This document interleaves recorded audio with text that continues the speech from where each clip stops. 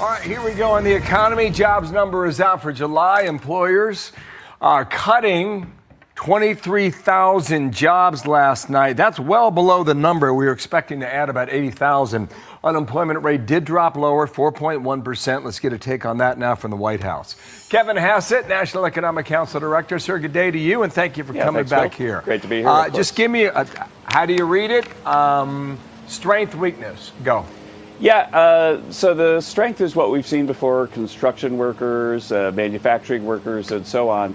The weakness in this number were really just two things: government workers and a sort of rebound from all the employment we got from the World Cup, because the World Cup was ending. And so if you throw out the World Cup and the government workers, we actually had a number that was about plus 100,000, which is about what we expected given that the unemployment rate went down. And there's so many other factors like manufacturing booming, capital spending booming, real wages growing for the typical manufacturing worker, almost $4,000 since President Trump took office after adjusting for inflation.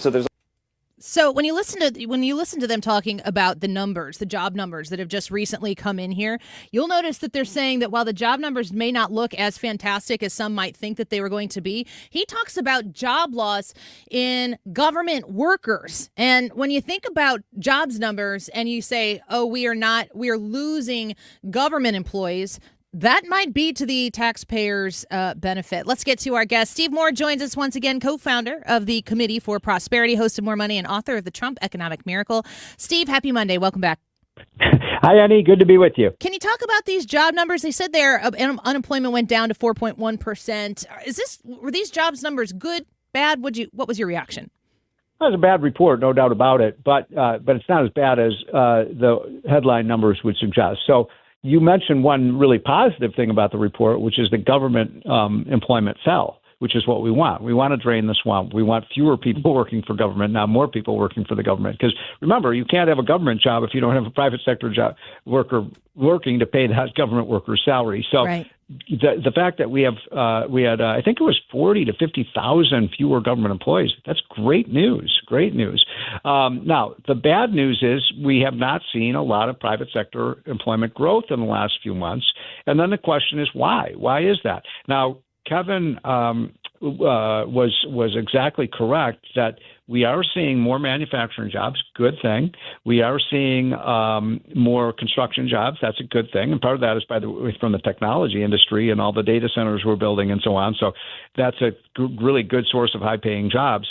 But what's happening now, in my opinion, is we have a very troubling reduction in the number of young people that are entering the workforce. And this is especially problematic, in my opinion, because the big decline in the labor force participation rate is among young men, not young women. In fact, young women are more likely to be in the labor force than they used to be, and young men are less likely. That's a big problem. And it's not just a problem for the economy. It's a socioeconomic problem. I mean, if you've got, young men that are in their early 20s that aren't working, or they're only working part-time and they're not able to, make a living, how are they going to get married? Does any women want to marry a man that, doesn't even have a job? And so that's, this is attached to something you and I have talked about before, is the troubling decline in birth rates in this country and marriage rates. And so I think it's all tied together. And I'm not sure why this is. I mean, I have three sons.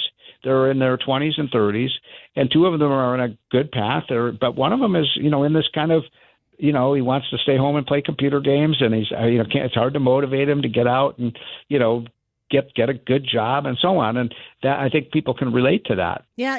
We're speaking with Steve Moore here. I think that when a generation of people has such a strong voice of socialism being suggested, which they're not even really like, it doesn't even need to be called socialism, but who doesn't love a good handout, especially when you haven't been looking at your pay stub to see that handout is a workaround coming from you. Exactly. I mean, so well said, Annie. I couldn't say it any better.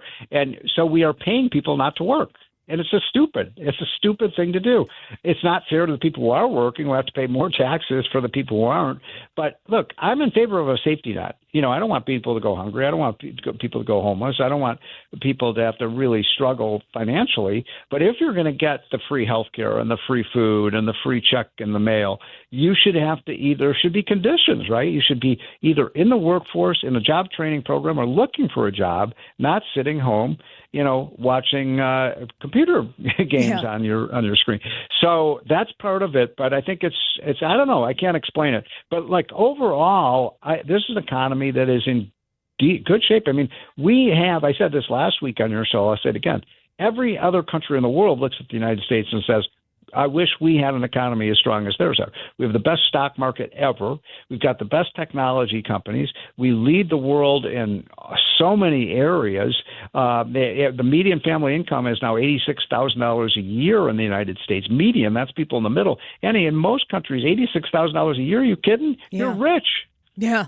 I just think to myself, there's some tough love. I've got my oldest I have a 16-year-old son. So we're about to engage in those ideas of independence. Right. And, Yes. Mama Bear doesn't want him to suffer or struggle. But of course, the suffering and the struggle is what makes them independent, that launch out so that they can, like you mentioned before, I want grandbabies. I need him. Right, I know. I need him Me to too. get a job. Mine are older than yours are. So that this is a good point. You don't, and if this discussion, if folks don't if you come away from one lesson of what we've been talking about, this is really important because the economic data is so firmly attached to what I'm about to say. The younger someone starts working, the more successful they are in their life. So if you got a 16-year-old, they should have a job, bagging groceries or doing something productive. That will pay off in spades later in their life. Do you remember your first job, Annie? Oh, yeah. I was bussing tables at a little Italian restaurant in the local town, making $3 an hour. Right. But everybody remembers the first job. My first job was caddying. Mm-hmm. and by the way, the golf bag was almost bigger than I was. But, and then I actually worked in a warehouse one summer when I was 17. I hated it. Yeah. I hated that job. But you know what? I learned a lot from that job. I learned, hey, I better take school seriously or I'm going to be in this warehouse the rest of my life. So get those skills of just showing up for work and learning how to be a productive person are very important. And yet our laws are like, you people under 16 or 17 shouldn't work. I mean, come on. Yes, they should. Why not? Yeah. Why shouldn't they? Oh, you want child labor. No, I don't. I just want them to be successful older in life. And so, by the way, my wife, I think I've told you this before, my wife grew up on a farm. Mm-hmm. And, when you grow up on a farm, you start working when you're 10 years old. Sure. You have to. Absolutely, and you should. Before we let you go, Steve, I just think to myself, this sounds more like a culture problem than a government policy problem. I think it is. But government policy I was just going to say, then I can think to myself, well, government policy might be making the situation even worse. All of that gets hung on this administration, though, one way or the other. They get the glories of the successes and the pressure of the failures. That's right. Are we in the right? Are we going in the right direction right now?